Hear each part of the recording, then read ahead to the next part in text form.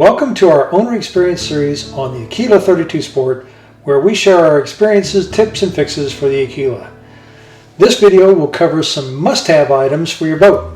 We'll skip items that are probably already on board, like ropes and bumpers and things like that.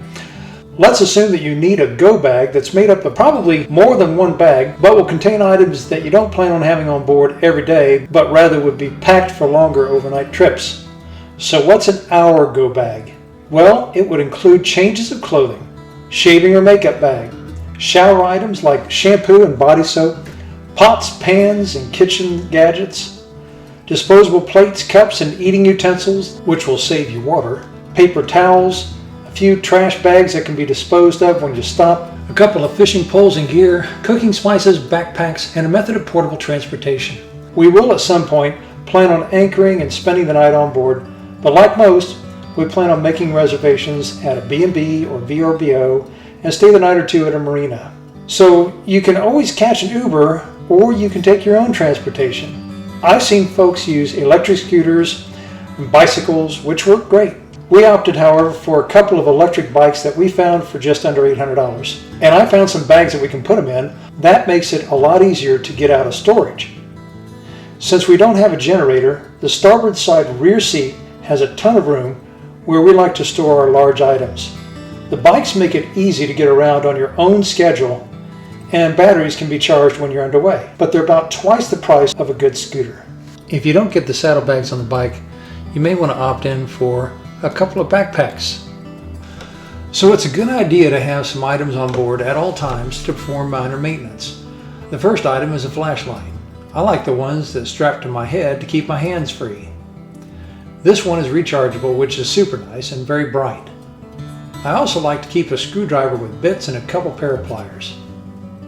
A knife is always pretty handy for a lot of things, but especially in the ICW where crab pots can be almost anywhere and their lines can wind up pretty tight in your prop and ruin your day. I have a couple, but I like this fillet knife. It's sharp and comes in handy just in case someone catches dinner. There are thousands of WD-40 videos out there. It's truly a multi-purpose item. Not only can you loosen things up, but it can also act as a cleaner on some really tough spots. It's actually the best product to use on isinglass and cover zippers. Just don't get any on the plastic or the material. Speaking of zippers, the tried and true product for zippers is this, and it's small and easy to store. An extendable pole is a multi-use tool. Here's one from Better Boater, but you can also get this one off Amazon. It's a little more, but it's also longer and comes with the rope hook attachment. If you've never used one, you will on the Aquila, and it's super handy.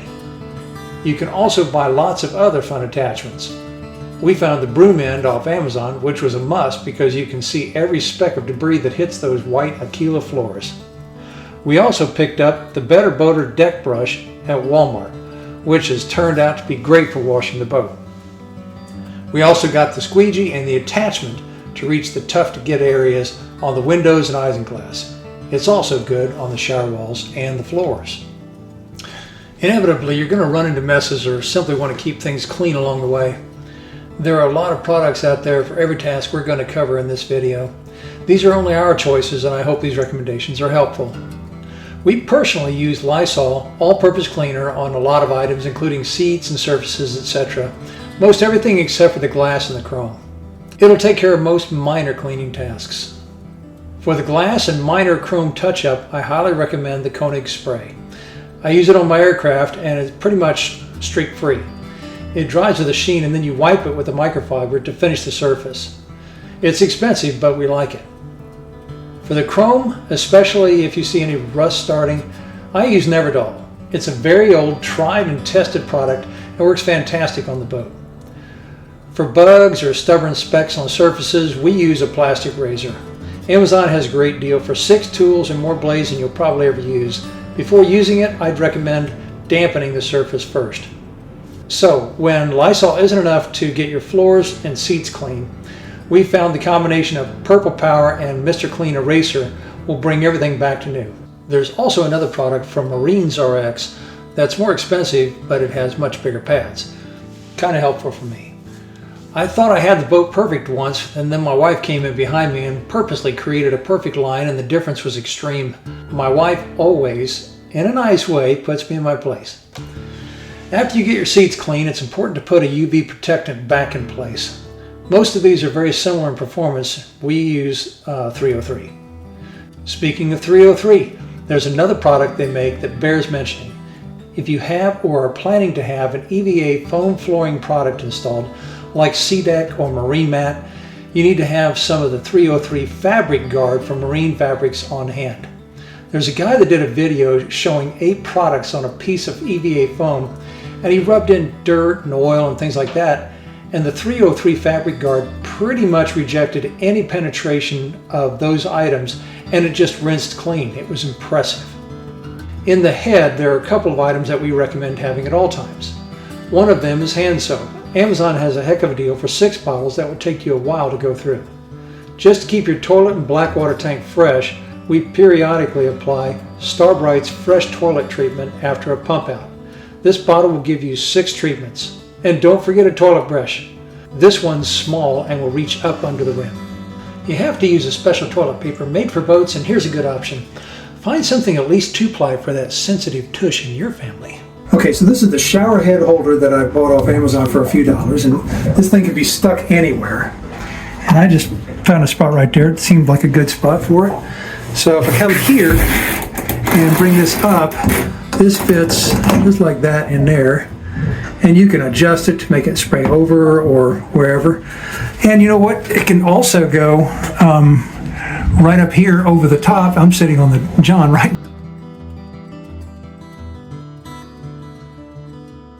now, but you can put it right up here and you can wash your hair and let all your stuff fall and you're good to go. You can even put it above the sink if you wanted to, but this just gives you hands-free operation. So we bought these hooks at Amazon because we figured, okay, well, we have a little hand towel and we can do our little shower. We have the shower hook and the brace there. So we mount the shower, take our shower. Where's our towels? Well, you can store them underneath here, but everything in here is going to be pretty wet. This is a wet head. That's the meaning, wet head. You can have your shower towels and everything stored here, but after you use them, they're going to be wet. You don't want to fold them back up. You want to hang them up. So that was the solution. And these things are pretty cool because really all they do is they stick and they've got a suction cup on here. So once you put them on here like that, all you do is you just turn this and it locks it in there because it's got a suction cup behind it. So now we have a place to put 2 towels. Take a shower, wait till they dry after they hang up, and you can put them right back where they belong. So why did we choose right there to hang the towel hooks? Well, you could hang them technically in here, but the problem is that it's right over the top of the head. So anytime you sit on the head, you're going to have a towel that's going to be draped right back down onto you. So you don't have a whole lot of choices of where to put that hook to hang up your towels. And you need to find a way to hang them up. Really, the only open wall, the way we've got this shower hook put up, is to really put them right there over the top of that door because your water's not going to get there.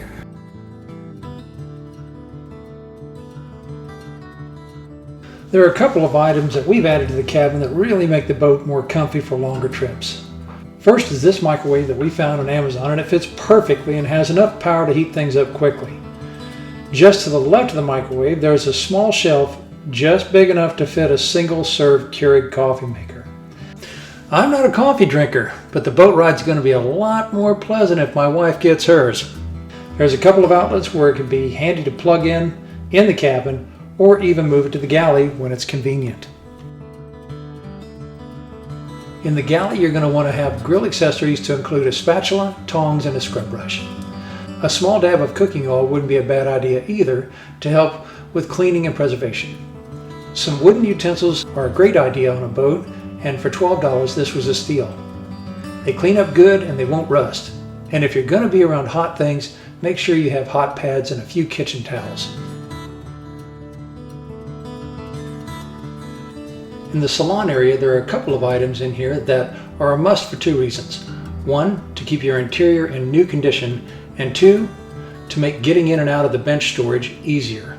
First, let's concentrate on keeping the area dry. To do this, you need to invest in a nice aft cover. The prior owner said this one cost him $3,000. I'm going to add a 4-foot isinglass window to mine to allow visibility in the rain at speeds under 5 miles an hour. The second is adding the Sureshade drainage tubes so you can direct any water to the outside of the boat. I have a video on this. The next items are the bench seats. They're the worst in the industry to get open, and the hinges don't hold the seats up when you finally do get them open. This is fixed pretty easily by spraying the hinges with WD-40 and adding leather pull straps. I also have a video on this. Since the hinges tend not to hold the seats open, adding a 2-foot dowel rod under each seat will keep the cursing to a minimum. We also recommend plastic storage containers. These Sterilite containers from Walmart fit perfectly, and they keep your items organized and dry. We have 3 on the port side, 1 on the starboard, and 1 small one in the small starboard seat.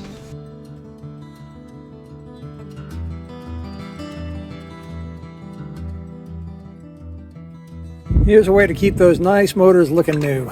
My boat didn't come with the motor covers, so I went ahead and bought a couple. These cost me $90 off of Amazon. They're Ocean South, and you can see they cover really good. They've got a little strap to hold them down on the bottom. I would highly recommend that to keep your engines looking nice, especially the covers. When we get back to the dock, or if we need a quick clean of the hull or an engine flush, we picked up the captain's musket from Mr. Salty. We've gotten our boat cleaning down to a quick science, and it can be done in just under 10 minutes or so after a run. They have a soap product and a flush product, and the musket comes apart, and it'll hook directly to your motors for a flush. If you have a dock where you can put your Aquila, then you need some good dock bumpers. We found these 48-inch dockmate bumpers at Overton's. You can get them in different colors, and they work great. Love these new bumpers. These are great. Good job protecting the boat. Good ropes don't come cheap, so it's a good idea to protect them as much as you can. Because I was tying the boat up on the side where the board ends were exposed, I was getting chafing. The ropes would slide in between the boards and was just getting stuck, and it wasn't good. You can buy dock edges, but they're not meant to go on an exposed end unless it has a board butted up to the edge, and mine doesn't. So I went to Lowe's and picked up a couple of small PVC gutter pieces and cut them in half lengthwise and attached them with stainless panhead screws so the ropes would glide easily over the top. For $10 and just a few minutes of my time, I have a permanent solution to my rope chafing problem. The older we get, the less we like jumping back and forth from the dock to the boat, or vice versa. So walking the plank, if it's at the dock, is a great idea. But Gangplanks online are a fortune, so I came up with a solution for under 75 bucks. I picked up a 4-foot aluminum work platform at Home Depot on sale for under 60 bucks. And used some leftover rubber pipe insulation, some galvanized bolts, and built a gangplank.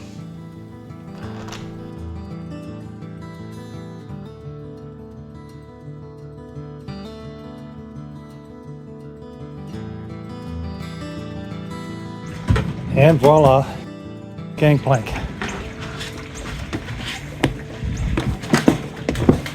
And a good way for this little guy to get on there. Bolts are just held inside here. Sometimes it's the little things that can make a nice difference in traveling. A pair of binoculars are always handy at the helm for getting a good look at upcoming signs and bridges. I tried a few pairs before settling for these, and I think they're pretty good. Of course, you better have a bottle opener on board.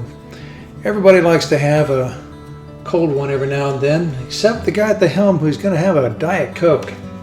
And for the overnighters after a swim or getting caught in the rain, I found this handy clothesline with hanging pins to get things dried in a hurry. This should tie up nicely between the roof supports. And if you have passengers on board that want to go tubing or whatever, this rope attachment works great hooked up to the dock cleats on the back side of the swim platform. And who doesn't like to be a little patriotic? Or maybe a little piratey. This flagpole attachment works great on the swim platform rails.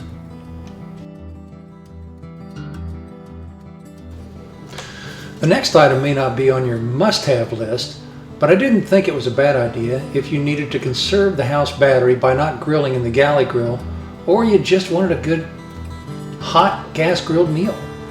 This Weber is small, well-built, has a grease catcher, and gets a lot hotter than the Galley for a good seared steak, and it's easier to clean. It fits under the rear aft starboard seat with the 2 electric bikes.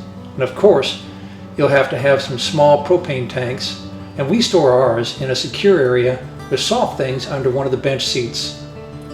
We also opted for a handy carrying case for the grill, which adds protection while in storage, and it's handy in case we wanted to grill off the boat at a picnic destination. This is a pretty good list, and I'm sure you guys can come up with some other must-have items that I've obviously missed. If you were keeping count, this shopping list, if you were to include everything, will exceed $3,000. But I've broken down the items by categories so you can see how much removing a category or item will save you. Well, that wraps up another owner experience video that I hope is helpful in your ventures with your Aquila 32. We've got more Aquila videos coming soon. Thanks for watching, and until next time, see you!